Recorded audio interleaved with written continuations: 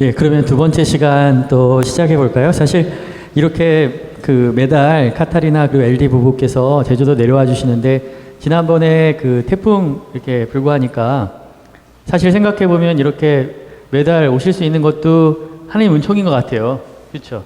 날짜가 일기가 안 좋아서 이렇게 허락이 안 되면 오실 수 없잖아요. 그래서 하나님께서 특별히 가서 잘 좋은 그 체험과 또 이렇게 삶의 지혜들 우리에게 나눠주라고 허락해 주시는 게 아닌가 하는 생각이 듭니다.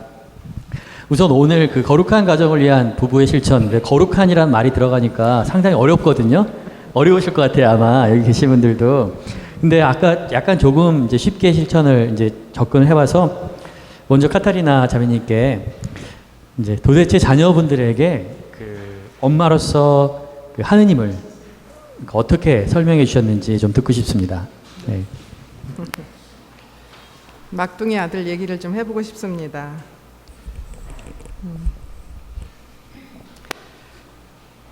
막둥이 아들이 21단 기어가 달린 자전거를 너무 갖고 싶어 했습니다.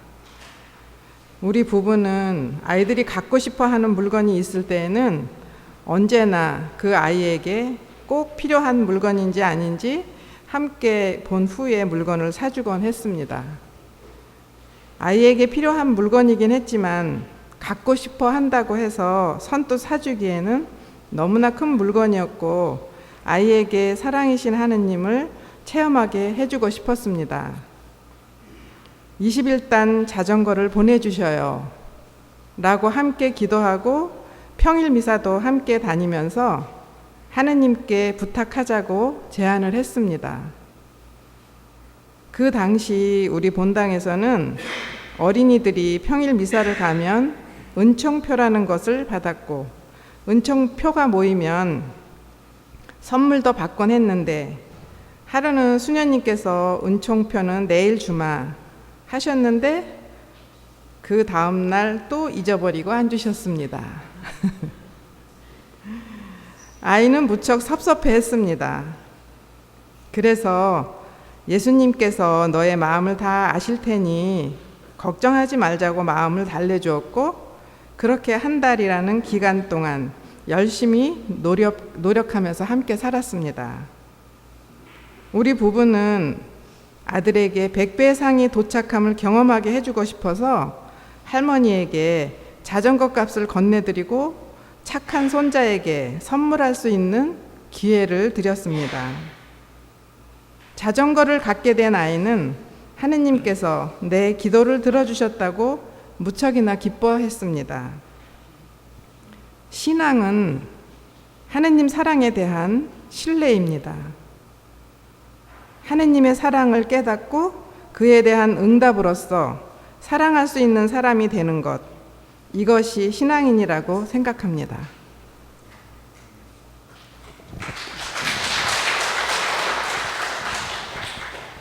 예, 방금 이야기를 들었는데요.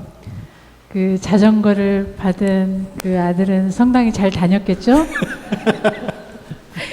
혹시 아버지로서 그러면 또 그 신앙 교육을 어떻게 하셨는지 들려주실 이야기가 있으신가요?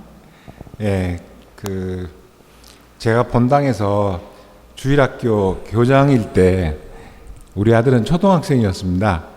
그때 어린이 미사 시간에는 TV에서 꼭 만화 영화를 하는 시간이었습니다.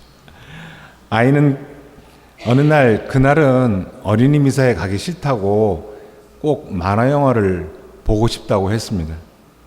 큰 소리로 야단을 치고 싶었지만 차분하게 말했습니다.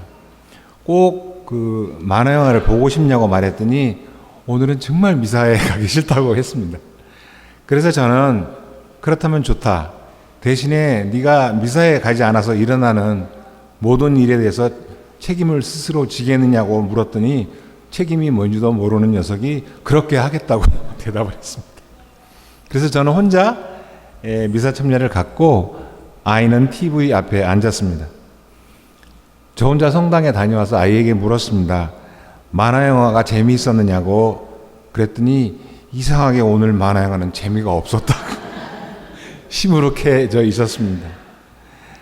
저는 정말 중요한 기회가 왔다는 생각이 들어서 그때 아이를 데리고 앉아서 긴 시간 동안 설명을 했습니다.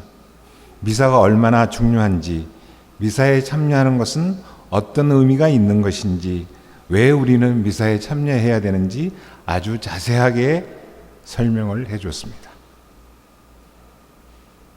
결국 아이는 끝에 울었습니다. 그 뒤로 아이는 단 한 번도 주일 미사를 거르지 않았습니다. 이 아이가 커서 대학생이 됐고 유럽에 한 달 동안 혼자 배낭여행을 가겠다고 했습니다. 그래서 저는 허락을 했고 적은 돈으로 고생을 하고 한 달 후에 얼굴이 이렇게 빠져가지고 집으로 돌아왔습니다. 여행에서 돌아온 아이는 배낭을 내려놓으면서 아빠가 기뻐하실 선물을 갖고 왔다고 했습니다. 돈도 별로 없이 여행을 갔는데 무슨 선물을 사왔을까 싶었습니다. 그런데 아이가 배낭에서 꺼낸 것은 여기저기 성당에 가서 모아온 성당에서 갖고 온 주보와 인쇄물이었습니다.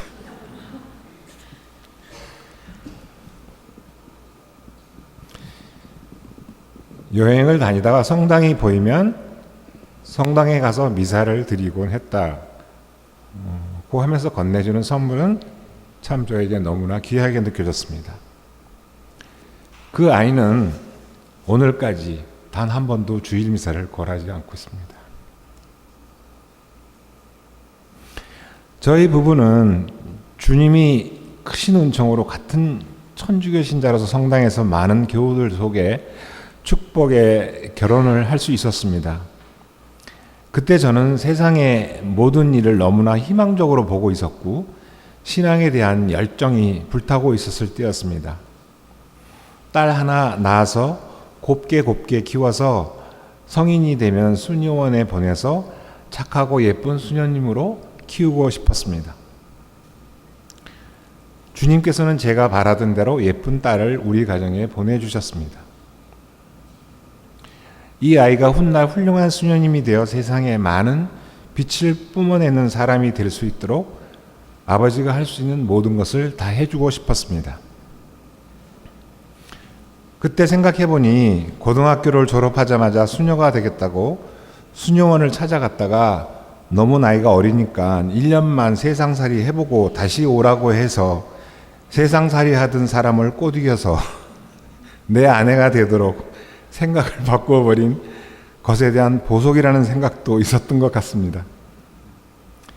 그 시절에는 한글 이름을 지어주는 것이 유행하던 시기라 밝은 빛의 세상을 열게 하리라 라는 뜻으로 열림이라는 이름을 지어주었습니다.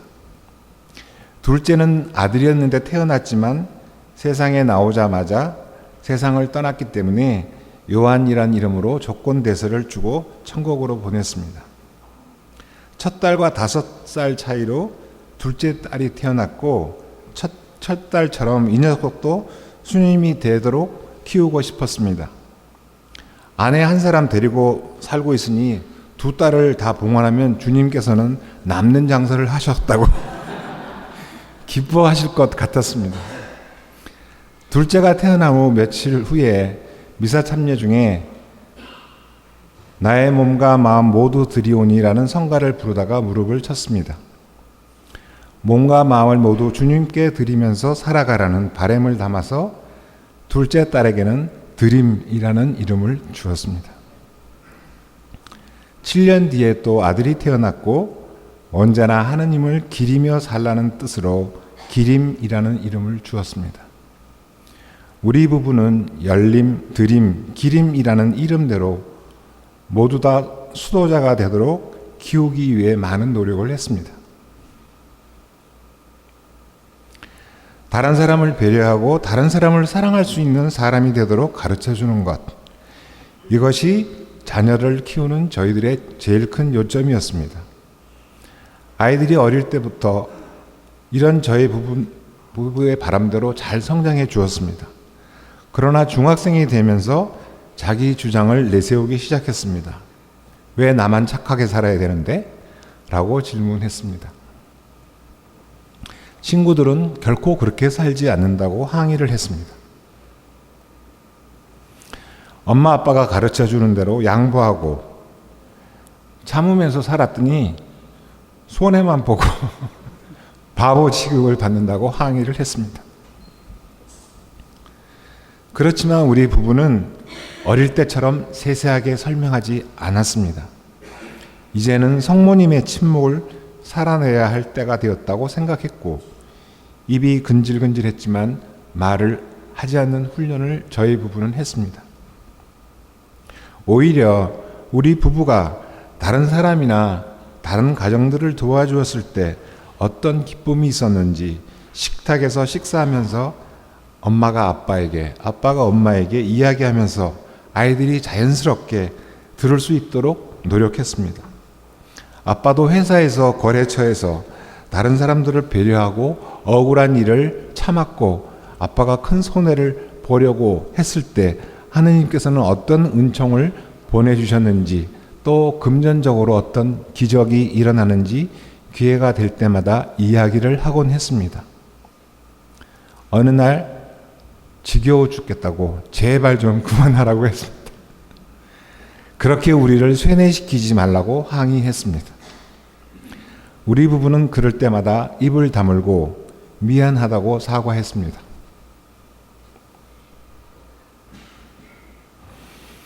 그렇지만 이렇게 사는 것이 엄마 아빠의 기쁨이고 행복이니 더 이상 다른 얘기는 들려줄 것이 없다라고 말했습니다. 그러니 어쩌겠느냐고, 이런 엄마 아빠에게서 태어난 너희들이 그것이 너희들의 운명이니 어쩌니 그냥 받아들이면서 살라고 말했습니다.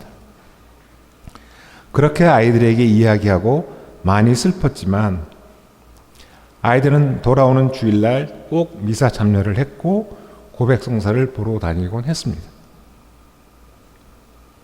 성가를 이상하게 부르는 사람이 있어서 다른 성당에 미사 참여를 가겠다고 하기도 했고, 젊은 보좌 신부님이 강론이 잔소리만 하신다고 또 다른 성당으로 가겠다고 또 했습니다. 성당 분위기가 기도할 분위기가 아니라 다른 성당에 다니기도 했습니다. 그럴 때마다 곧바로 바로 야단치거나 다그치지 않았습니다. 오히려 다른 성당이라도 찾아다니는 노력이 기특하다고 말해주곤 했습니다. 점점 시간이 지났고 아이들이 나이를 먹어가면서 그런 마음은 스스로 다스리는 것을 섬세하게 지켜볼 수 있었습니다. 조금이라도 아이들의 생각이 반듯해질 때마다 저희들은 큰 칭찬과 격려를 해주었습니다. 어떤 때는 영어 미사를 찾아다니기도 했고 자기들도 다른 사람들을 위해 시간과 땀을 내어주는 봉사활동을 스스로 찾아내서 하기도 했습니다. 그렇게 하고 나면 엄마 아빠 앞에서 얼마나 크게 자랑질을 했는지 모릅니다. 우리는 그럴 때도 묵묵히 있었습니다. 한두 마리도 잘했다라고 끝내버렸습니다. 아이들이 그런 시기를 지날 때 교만해지지 않도록 울타리를 쳐야 한다는 생각을 했습니다.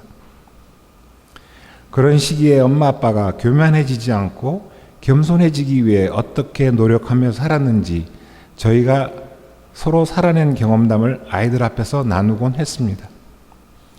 또 삶의 경험을 들려주면서 자연스럽게 배울 수 있도록 배려를 했습니다. 그렇게 이런저런 시행착오를 하던 아이들이 고등학교를 졸업하고 나서부터는 자기가 생각한 대로 자기 신앙의 틀을 잡아가기 시작했습니다. 네, 감사합니다. 이렇게 말씀드리면서 저도 그 어린이 미사가 주일날 9시였는데 제가 어렸을 때는 항상 은하철도 999랑 캔디를 했어요. 그러니까 그걸 못 보는 거예요. 그래서 그걸 꼭 보고 싶다고 그래서 보고서 어머니가 이제 조중미사를 다녀오셨는데 밥을 주기 싫다고 하시더라고요. 그 미사를 어린이 미사를 안 갔기 때문에. 그때 저도 밥 먹는 것보다 미사가 더 중요하다고 그렇게 생각했던 기억이 있는데요. 이제 지금 LD 형제님 이야기를 들어봤는데 이제 카타리나 자매님께서도 우리 그 열린 드림 기림 이 세 자녀분들 이렇게 키우시면서 혹시 자녀분들이 냉담을 하거나 해서 마음을 힘들게 하지 않았는지, 그리고 자녀들이 성당에 나가지 않을 때 어떻게 하셨는지 좀 듣고 싶습니다. 네. 그 어느 날 은퇴하신 한 주교님을 찾아뵙고 아이들 이야기를 했습니다. 저희들의 이야기를 다 듣고 나신 주교님께서는 소위 열심히 하다는 부부들이 아이들의 미래에 관해서, 아이들의 성소에 관해서 모두들 욕심을 내고 있는 경우를 많이 보았다고 하시면서 기대하지 말라고 하셨습니다. 아이들에게 결코 이해할 수 없는 상황이 닥치기도 하고 냉담자가 될 수도 있다고 말씀해 주셨습니다. 부모가 좋은 마음을 갖고 아이들을 키우지만 한동안 아이들이 우리를 크게 실망시킬 수도 있다고 가르쳐 주셨습니다. 그러나 실망은 하지 말으라고. 하느님께서는 냉담자가 되는 아이들도 또 열심히 키운 부모들도 모두 다 사랑하고 계시기 때문에 하느님 계획 안에 있음을 믿어야 한다고 가르쳐 주셨습니다. 저희 부부는 아이들을 수도성소로 봉헌하겠다는 저희들의 바램을 내려놓을 수 있었습니다. 그렇게 주교님을 만나 뵙고 그리 오래되지 않았는데 주교님께서 하시던 그 말씀이 현실로 다가왔습니다. 둘째 딸이 카톨릭 교회에 관해서 여러 가지 그 판단의 그 말을 늘어놓더니 처음으로 주일미사를 가지 않았습니다. 저희 부부는 이제까지 언제나 스스로 결정하는 모습을 존중해 주었지만 주일미사를 가지 않고 냉담 상태에 그 돌입한 아이를 어떻게 도와줘야 할지 아주 막막해졌습니다. 아이에게 어떤 말을 해줘야 할지 생각이 나지 않았습니다. 그렇지만 아이가 냉담을 하기로 마음이 움직였다면 혹시 우리 부부의 사랑이나 행동에서 문제가 있었던 것은 아닐까라는 생각이 들었습니다. 사랑은 사랑을 부른다고 했는데 우리 부부는 그 어느 때보다도 더 많이 구체적으로 더 사랑하자고 마음을 모았습니다.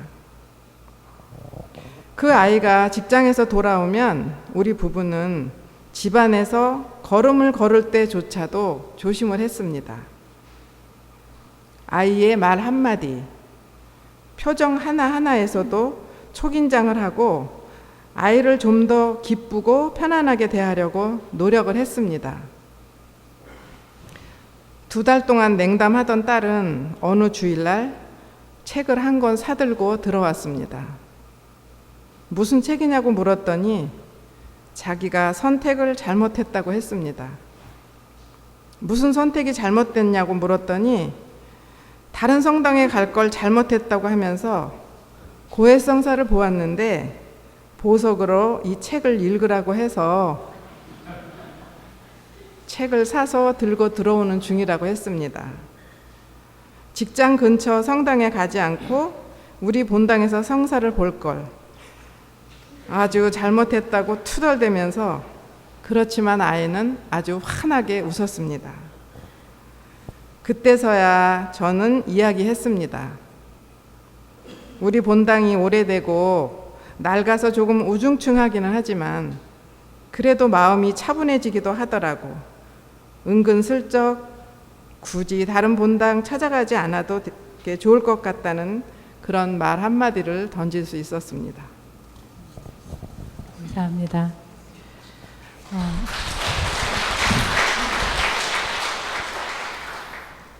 좀 현실적인 이제 문제인데 정말 이렇게 이제 소중하게 키웠는데 자녀들을 이렇게 신자가 아닌 사람들하고 결혼을 하겠다고 하는 경우들이 있잖아요.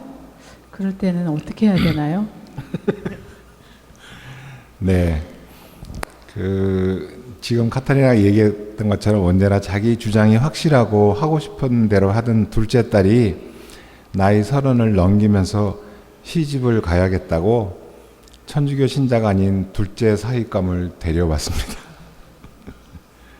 만나고 있는 남자가 천주교 신자가 아니라는 말을 듣고 우리 부부는 가슴이 철렁했고 아득해졌습니다.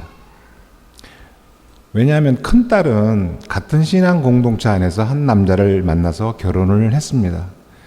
그래서 우리는 아이들은 그렇게 같은 신앙 공동체 안에서 배우자를 모두 찾아올 줄 알았습니다. 첫 사위는 큰딸과 결혼해서 잘 지냈습니다. 큰딸은 작곡을 전공했고 사위는 컴퓨터 프로그래머입니다. 그런데 이 젊은 부부가 저희 부부처럼 다른 부부들을 도와주는 일을 하더니 전공과는 전혀 다른 신학을 배우고 싶어 했습니다. 유치원에 다니는 손자까지 데리고 직장도 그만두고 이태리로 신학을 공부하러 갔습니다.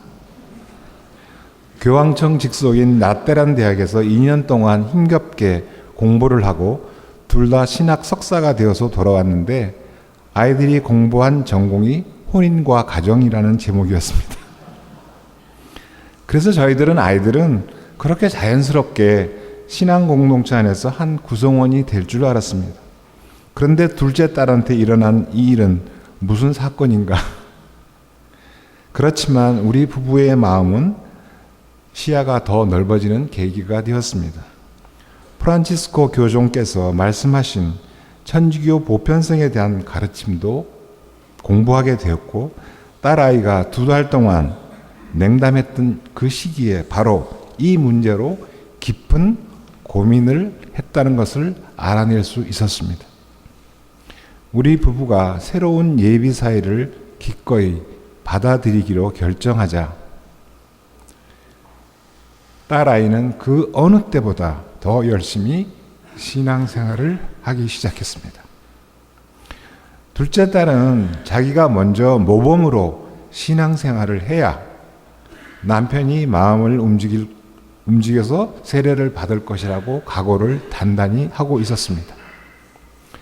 참된 천주교 신자의 모습으로 내어주고 양보하고 엄마처럼 다른 사람을 배려하면 내 남편도 신앙을 갖게 될 것이라고 확신을 갖고 있었습니다. 그리고 장래 남편에게 자기의 신앙이 자기 인생에 있어서 자기의 삶에서 얼마나 중요한지 아주 자세하게 설명을 했다고 했습니다. 십자고상이나 성물을 신혼집에 갖다 놓겠다고 했고 먼저 다 허락을 받았다고 했습니다. 많은 일들을 잘 해결해내고 그 아이도 성당에서 관면 혼배였지만 성대한 혼배를 했습니다. 결혼한 뒤 이 둘째 사이는 아이가 태어나면 꼭 유아 영세를 시키라고 했다고 했습니다. 저희 부부는 첫 딸과 첫 사이가 아무런 갈등 없이 신앙 공동체 안에 있는 것도 참 기뻤지만 둘째 딸, 둘째 사이의 그런 모습도 참으로 기뻤습니다. 분명히 저희는 믿습니다. 언젠가 주님께서 원하실 때 둘째 사이도 우리 신앙 공동체 안에 소속되고 싶어 할 것이라는 믿음이 있습니다. 네, 감사합니다. 예, 아마 정말로 전국 방방곡곡을 다니면서 수많은 부부들을 만나고 상담을 하고 하셨었는데요. 혹시 이런 거룩한 가정을 위한 부부의 실천과 관련해서 저희 모두에게 꼭 소개시켜주고 싶은 어떤 일들이 있는지 좀 듣고 싶습니다. 예, 카타리나 자매님. 잘 알고 있던 한 자매가 상담을 청해 왔습니다. 매일 성당 가서 살다시피 온갖 성당 일을 열심히 하는 한 자매의 그 가정에 갔더니 엄마는 성당에 갔다고 하면서 어린 아들이 큰 빨래 통 속에 이불을 밟고 있었답니다. 그 아이랑 이야기를 하게 되었는데 엄마가 철야 기도 가서 돌아오지 않으면 아들은 학교에 가기 위해서 혼자 찬밥을 먹고 학교에 간다고 말하면서 그 아줌마 앞에서 막 울더랍니다. 이 일을 어떻게 하면 좋겠냐고 해서 그러면 본당 수녀님께 가서 잘 알려드리는 것이 좋겠다고 조언을 해줬습니다. 그래서 본당 수녀님께 말씀드렸더니 봉사자들을 모아놓고 어떻게 가정생활을 하고 있는지 한 사람 한 사람씩 개별적으로 세세히 점검을 하셨다고 했습니다. 또 다른 사례를 말씀드리겠습니다. 천주교 신자인 남편이 술만 먹고 들어오면 거실에 있는 성모상을 다 부셔버리고 십자고상도 다 부숴버린다고 했습니다. 그런데 다음날 술이 깨면 다시 멀쩡해져서 성모상, 고상을 새로 사다 놓는다는 상담을 받았습니다. 상담 끝에 성물을 장롱 속 아주 깊이 감춰두라고 말해 주었습니다. 그리고 더 많이 남편을 사랑해 주라고 말해 주었습니다. 어느 날 귀가한 남편이 내가 사온 십자가와 성모상은 어디에 있느냐고 물었답니다. 그래서 그 안에는 내가 새로 배운 것이 하나 있는데 남편 보는 앞에서 성모님께 열심히 기도하는 것보다 퇴근한 남편 뒷바라지가 더 중요하다는 것을 깨달았다고, 그래서 앞으로 당신을 더 많이 사랑해야 되겠다고 대답을 했답니다. 며칠 후에 남편이 그 아내에게 분명히 성모상과 십자고상을 감춰놨을 거라고 이렇게 말을 하면서 이제 꺼내놓아도 된다고 이렇게 말을 했답니다. 그리고 함께 같이 기도하는 남편이 되도록 노력하겠다고도 말했답니다. 그래서 그 뒤로는 술 마시고 돌아와도 얌전히 잠을 자신다고 이렇게 말을 했습니다. 네, 감동적이네요.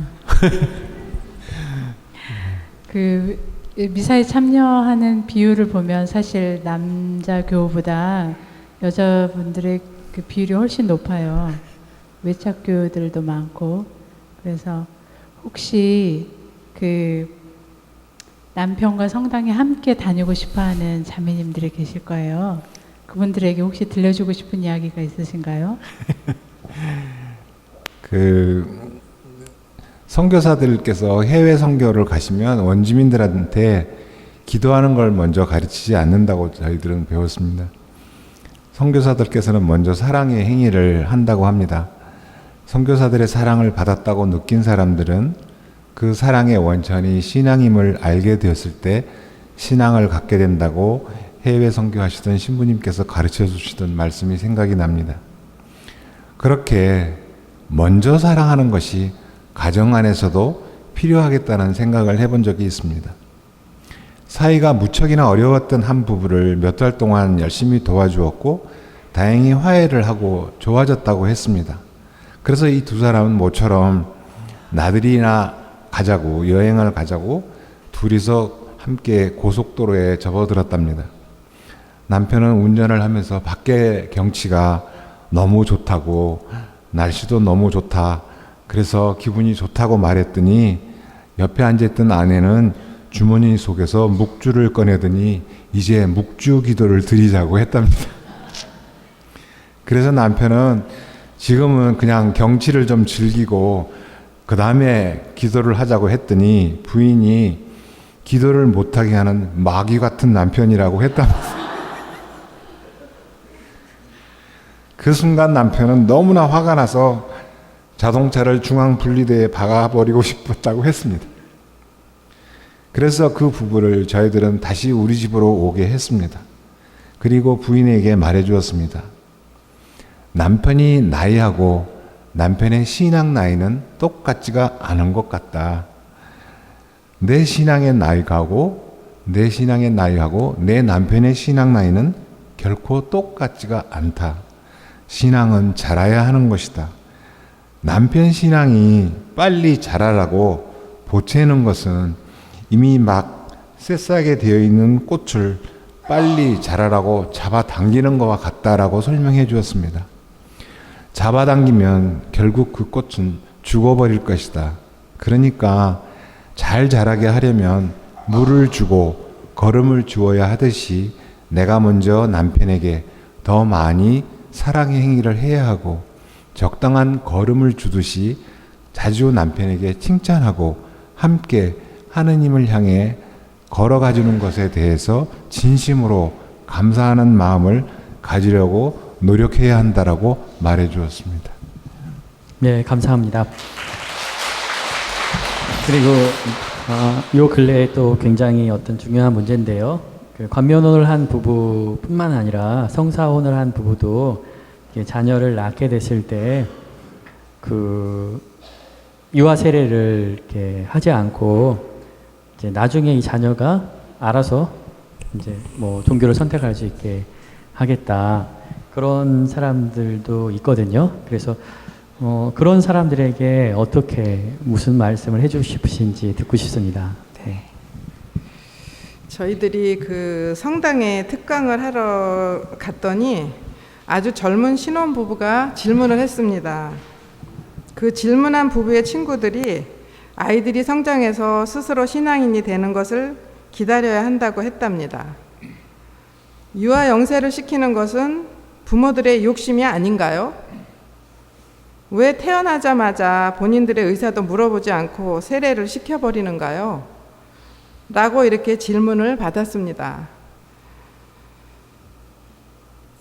그러면 너는 너의 부모가 너에게 물어보고 네가 동의했기에 세상에 태어났느냐? 아니면 부모가 원했기에 네가 태어났다고 믿느냐? 아니면 우리 부모가 둘이 서로 좋아하다 보니 그냥 네가 태어났느냐? 모든 것은 하느님의 계획이었다. 그리고 우리를 위해서 이 세상에서도 행복하게 살고 죽어서도 영원한 행복을 바라시고 계획하신 분이 주님이시다. 그러니 아이는 유아 영세를 시켜야 하는 것이다. 왜냐하면 하느님께서 그렇게 계획하셨기 때문이라고 말했습니다. 어릴 때부터 신앙이란 분위기에서 자란 아이들은 남을 배려하고 사랑하려는 그런 가치관을 갖게 되고, 그렇게 남을 배려하는 사람은 세상과 사회에서도 존중받고 또 많이들 이렇게 좋아한다고 답을 해줄 수 있었습니다. 조금 어려운 질문일 수 있는데요. 제가 두 분 이야기 들으면서 어쩌면 그렇게 두 분이 생각이 이렇게 똑같을 수가 있을까라는 생각이 좀 들었어요. 저희 부모님도 이렇게 굉장히 많이 다투셨거든요. 저는 다툼이라고 표현을 했는데 그만큼 서로 이렇게 대화를 엄청 많이 하셨어요. 근데 이 정도의 생각이 공통적으로 이렇게 신앙교육에 있어서 이렇게 되려면 정말 두 분이 살아오면서 엄청나게 많은 이야기를 하셨을 것 같아요. 정말 거룩한 가정, 거룩한 그 어떤 가정을 만들기 위한 비결들이 아마 많을 것 같아요. 좀 소개를 해주시면 좋겠습니다. 저희들은 이제 얼마 전에 이런 아침 묵상 중에 이 성경 구절을 읽었습니다. 내가 너희에게 새 계명을 준다. 서로 사랑하여라. 내가 너희를 사랑한 것처럼 너희도 서로 사랑하여라. 요한복음 말씀인데요. 그 구절을 한 달 내내 정말 실천에 옮기려고 노력해 봤을 때 있었던 일입니다. 제가 천주교 신자가 된 것은 40년 전의 일입니다. 그런데 40년 동안 나는 신자니까 사람들을 사랑해야지 라고 생각하면서 열심히 살았습니다. 그런데 그달은 내가 이제까지 해온 신앙생활이 계명을 지키는데 급급하고 살아왔구나라는 깊은 회개를 하게 되었습니다. 죄를 짓지 말아야지, 교회에서 가르쳐주는 계명을 잘 지켜야 하고 그렇게 막연한 생각들을 갖고 지냈습니다. 길을 갈 때 교통법규를 지켜야 하는 것처럼 신자로서 살아야 하는 신앙생활을 계명 지키는 데 급급해 있었습니다. 이렇게 살아가고 있는 저를 위해서 예수님께서는 최후의 만찬 석상에서 새 계명을 제자들에게 주셨습니다. 계명이 아니라 새 계명이었습니다. 바로 이 새로운 계명에 저는 눈을 뜨게 되었습니다. 사순절이니까 금육과 단식 후에 교회법을 지켰다는 소극적인 자세를 바꾸어 살아가기를 바라시는 예수님의 간절한 바람을 깊이 새기고 싶었습니다. 계명이 아닌 새 계명은 사랑하라가 아니고 서로 사랑하라였습니다. 문제가 조금 심각해졌습니다. 사랑하는 것도 힘겨워서 헉헉대고 있는데 사랑하라 앞에다 서로를 붙여주셨습니다. 서로 사랑하려면 상대방도 나를 사랑해 주어야 되는데 내가 혼자서 어떻게 이 세 계명을 지킬 수 있을까라는 의문이 피어났습니다. 이 말씀은 저에게 40년의 신자 생활을 완전히 뒤집어 버렸습니다. 어느 날 그 구절을 묵상하다가 펑펑 울었습니다. 이제까지 나는 헛살았구나. 헛살았구나 싶었습니다. 상대방이 나를 사랑하지 않는다면 책임이 상대방에게 있는 것이 아니고 바로 나한테 책임이 있다는 것을 깨닫게 되었습니다.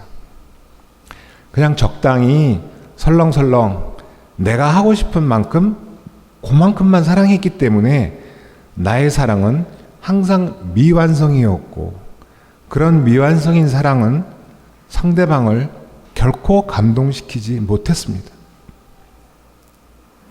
상대방이 나를 사랑하고 싶은 마음이 생길 때까지 사랑하려면 도무지 어떻게 해야 되나를 생각해 보게 되었습니다.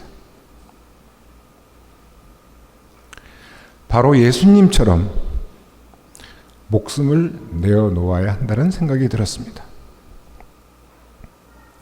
서로 사랑하라는 세 계명을 지키기 위해서 바로 예수님처럼 사랑해야 하는 것이었습니다. 그래서 예수님께서는 내가 너희를 사랑한 것처럼 이라고 구체적인 설명과 경험을 곁들여 주셨습니다. 이렇게 되면 즉시 머릿속에서 그게 그렇게 쉬운가? 라는 생각이 나더라고요. 그렇지만 쉽지 않기에 가치가 있는 것이고 쉽지 않기에 예수님께서는 계명 앞에 세 자를 붙여 가시면서 당부를 하셨다는 것이었습니다. 예수님처럼 사랑하기. 예수님께서는 당신을 팔아먹을 것을 뻔히 알면서도 제자로 삼으셨고 무지랭이도 베드로도 선택하셨습니다. 성격이 좋고 능력이 있고 대인가게도 잘 만들어가는 말랑말랑한 사람만 선택하신 것이 아니었습니다. 그러나 이것은 한순간 결심한다고 할 수 있는 호락호락한 숙제가 아닌 것은 틀림없었습니다. 신앙 경력이 40년이나 된 지금에야 이 세 계명을 깊이 깨닫게 하신 주님의 계획이 이제서야 조금씩 이해가 됩니다. 서로 사랑하는 사이가 되기 위해서 제일 쉽지만 제일 어렵고 제일 실패하기 쉽지만 제일 이해를 잘 해줄 수 있는 사람은 바로 부부라고 생각합니다. 제가 긴 세월 아내와 함께 저도 모르는 사이에 서로 사랑하려는 훈련을 해왔고 그런 저를 보시고 이제서야 새 계명을 마음 깊이 깨닫도록 허락하셨구나라는 생각을 하게 되었습니다. 이제 이런저런 세월을 많이 보낸 부부들이 어떻게 신앙 마무리를 해야 하는가 생각을 하게 되었습니다. 저희 두 사람 중에 한 사람은 분명 먼저 세상을 떠날 것입니다. 큰 기적이 일어난다 해도 똑같은 시간에 세상을 떠나는 경우는 드물다고 생각합니다. 먼저 떠나간 사람의 죽음 앞에서 남은 사람은 무슨 생각을 할 것인가요? 세상을 살면서 많이 사랑해 주지 못한 것에 대한 미안한 생각이 제일 먼저 든다고 하더군요. 그렇다면 미안해 할 것 중 제일 많이 후회가 될 것은 무엇일까요? 세상을 떠난 나의 배우자가 천국에 가 있다면, 그렇게 믿을 수 있다면 무척이나 기쁠 것이고 내가 잘 해주지 못한 것도 그리 안타깝지 않을 것입니다. 그러나 내 배우자가 천국에 들지 못했을 것이라고 생각한다면 얼마나 마음이 아플까요? 천국에 들지 못했을 것이라고 생각된다면 연옥에 있을 배우자를 위해서 열심히 기도할 수 있는 선택만 남게 될 것입니다. 나의 배우자가 훗날 천국에서 지낼 수 있도록, 이 세상 삶을 살아갈 수 있도록 도와주는 것이 제일 빠른 지름길이라고, 내 배우자를 피정 보내거나 기도를 시키거나 미사 참여를 하는 것은 아니라고 생각합니다. 그런 신심 생활이 스스로 하고 싶은 마음이 일어나도록 제가 사랑을 많이 실천하기 때문에 감동이 일어날 정도의 구체적인 사랑을 주는 것이라고 생각합니다. 네, 큰 박수 부탁드립니다. 네, 오늘 저희에게 아주 귀한 말씀 해주셨는데요. 거룩한 가정, 성가정. 아마 이렇게 제가 이야기를 들으면서 이 두 분께서는 언제나 하느님께서는 우리에게, 하느님께서는 우리 자녀에게, 또 하느님께서는 무엇을, 그러니까 모든 일을 하느님의 섭리나 뜻 안에서 살피시는 것 같아요. 그래서 사실 이게 굉장히 중요한 자세가 아닌가 하는 생각이 듭니다. 그래서 오늘 아주 좋은 말씀 해주셔서 감사하고요.